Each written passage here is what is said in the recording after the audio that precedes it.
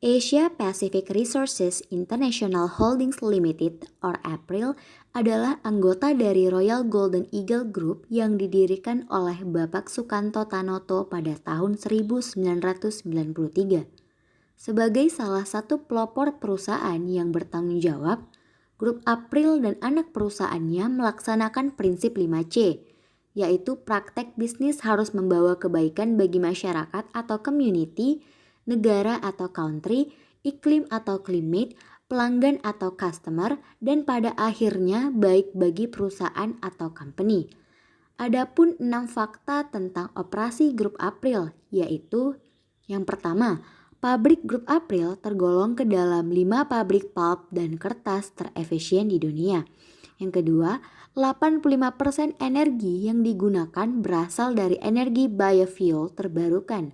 Yang ketiga, memiliki pabrik di Indonesia sehingga membantu biaya transportasi yang jauh lebih efisien untuk menjangkau pasar Asia.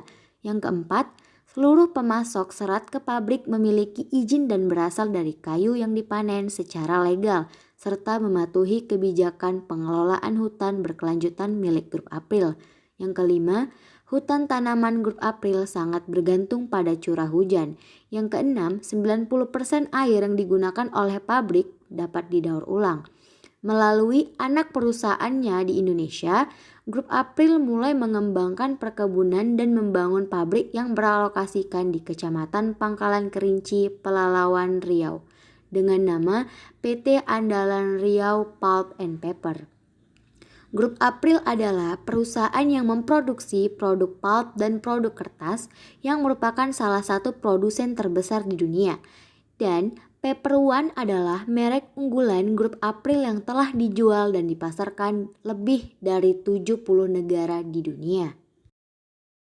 Kepemimpinan manajemen.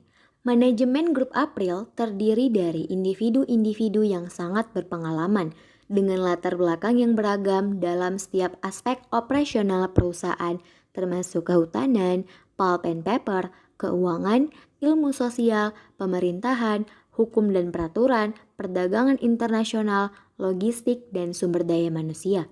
Berikut nama-nama pemimpin di Grup APRIL.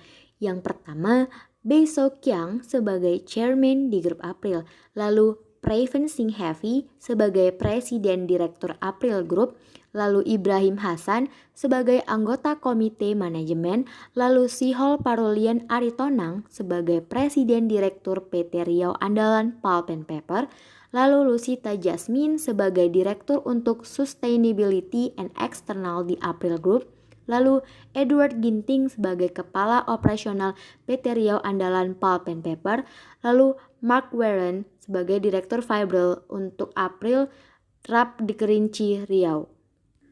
Grup APRIL telah menciptakan sekitar 90.000 lapangan kerja bagi masyarakat. APRIL juga berkontribusi terhadap pemberian akses yang lebih baik pada pendidikan dan dukungan sosial di berbagai bidang seperti perawatan kesehatan dan perumahan. Grup APRIL telah membantu meningkatkan standar hidup dan menurunkan tingkat kemiskinan sebesar 30%. Adapun kriteria tenaga kerja yang dibutuhkan oleh Grup APRIL, misalnya dalam spesialisasi Engineer Development Trainee, dengan kriteria yaitu kandidat merupakan lulusan sarjana teknik, bisa berbahasa Inggris, memiliki pengalaman kerja maksimum 1 tahun di bidangnya, merupakan individu yang rajin, mampu bekerja shift, mau belajar dan siap ditempatkan di Pangkalan Kerinci, Riau. Grup APRIL juga menerima lulusan baru. Adapun besar gaji yang diterima oleh pegawai APRIL yang kami dapatkan dari sumber joblike.com, gaji pegawai perusahaan APRIL tertinggi yaitu berkisar antara 100 juta sampai 125 juta per bulan pada posisi manajer umum perkebunan. Dan gaji pegawai perusahaan APRIL terendah yaitu berkisar 1 juta sampai 2 juta per bulan untuk pegawai magang. Sebagai perusahaan yang terintegrasi, Grup APRIL percaya dan terus berinvestasi dalam pengembangan bakat karyawannya, memberikan dukungan bagi karyawan saat ini ataupun karyawan di masa depan melalui penawaran beasiswa, tunjangan kesejahteraan, dan program pelatihan. Grup April memiliki 2 pusat pelatihan, yaitu ASEAN Agri and April Learning Institute merupakan sebuah pusat pelatihan terbaik yang ada di Indonesia untuk sektor perkebunan, dan April Learning Institute merupakan sebuah pusat pelatihan yang bertanggung jawab agar seluruh karyawan mampu menjalankan strategi yang sudah dipersiapkan perusahaan, baik secara teknikal maupun soft skill. Pusat-pusat pelatihan ini memiliki lingkungan yang kondusif dan infrastruktur yang lengkap untuk belajar bagi para karyawan. Selain peduli pada karyawan saat ini, Grup April juga sadar dan bertanggung jawab membina karyawan di masa depan dengan menawarkan beasiswa untuk sekitar 40-50 lulusan SMA dari Akademi Teknologi Pulp dan Kertas Bandung dan Instiper Yogyakarta yang menunjukkan minat bekerja dengan April. Karena itu, Grup April bekerja sama dengan Tanoto Foundation untuk memberikan beasiswa kejuaraan regional atau Regional Champion Scholarship setiap tahun.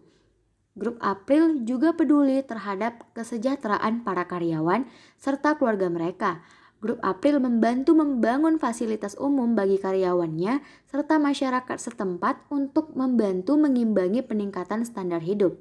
Selain itu, keluarga karyawan juga diberikan akses ke pendidikan dengan memberikan 150 beasiswa 100% dari SD hingga tingkat perguruan tinggi untuk anak-anak karyawan setiap tahunnya melalui Tanoto Foundation.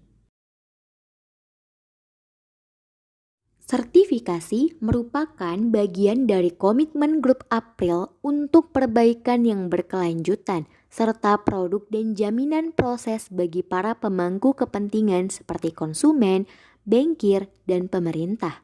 Saat ini, Grup April memiliki beragam portofolio sertifikasi nasional dan internasional yang memberikan jaminan menyeluruh atau end-to-end dari efisiensi, kualitas, dan keberlanjutan operasional pabrik dan perkebunan yang menentukan kualitas produk akhirnya.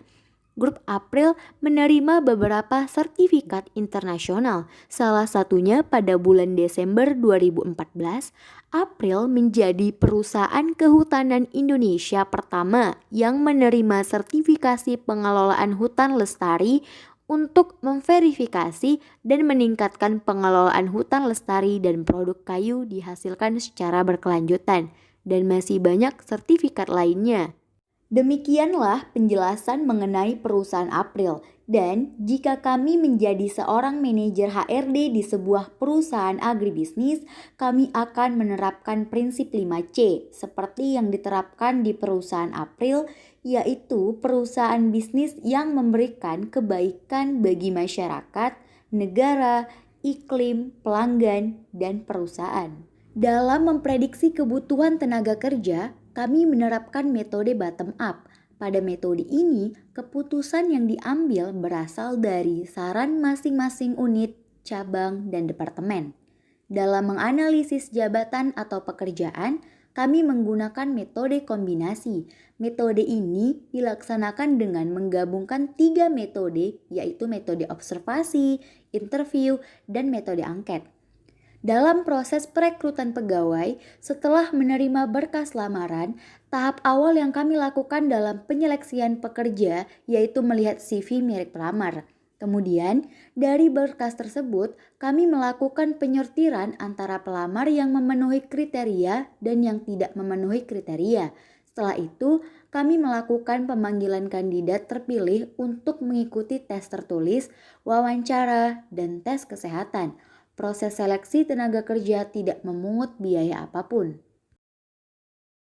Di perusahaan kami juga menerapkan kebijakan strategi jangka pendek seperti pemberian kompensasi, proteksi, promosi jabatan, dan rotasi jabatan, serta juga menerapkan kebijakan strategi jangka panjang seperti pelatihan-pelatihan bagi karyawan.